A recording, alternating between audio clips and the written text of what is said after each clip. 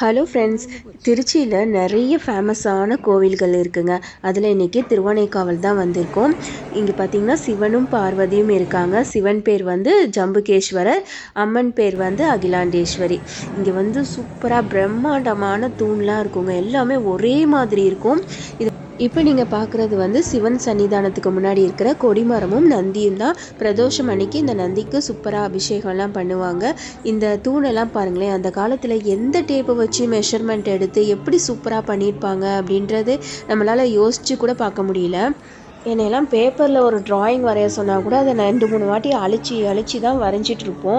இங்கே பார்த்தீங்களா சரஸ்வதி தேவி வந்து எவ்வளோ சூப்பராக அப்படியே உட்காந்துருக்க மாதிரி இருக்குது. அதுவும் கால் மேலே கால் போட்டு. இங்கே பாருங்கள், லக்ஷ்மி வந்து தாமரைப்பூலாம் எவ்வளோ மைன்யூட்டாக சூப்பராக இருக்குது அப்படின்ட்டு. இது வந்து அம்மன். இது வந்து அம்மனுக்கு போகிற சன்னிதானத்துக்கு முன்னாடி இந்த தூணெல்லாம் இருக்குது. இங்கே முருகர் சன்னிதானமும் இருக்குது. ரொம்ப சூப்பராக எவ்வளோ பெரிய காம்பவுண்ட் செவரு பாருங்களேன். கொடிமரம்லாம் இப்போ காப்பரில் இப்போ வச்சுருக்காங்க. ஆடி மாதம்லாம் பார்த்திங்கன்னா இது வந்து அம்மன் சன்னிதானத்துக்கு முன்னாடி தான் நம்ம இங்கே இருக்கோம். இங்கேருந்தே வந்து லைன் க்யூ வந்து போயிட்டே இருக்குங்க. செம்ம கூட்டமாக இருக்கும் ஆடி மாதம் அம்மனுக்கு முன்னாடி. ஸோ திருச்சி பக்கம் வந்தீங்கன்னா கண்டிப்பாக அந்த கோவிலை மிஸ் பண்ணாமல் பாருங்கள். பாய்.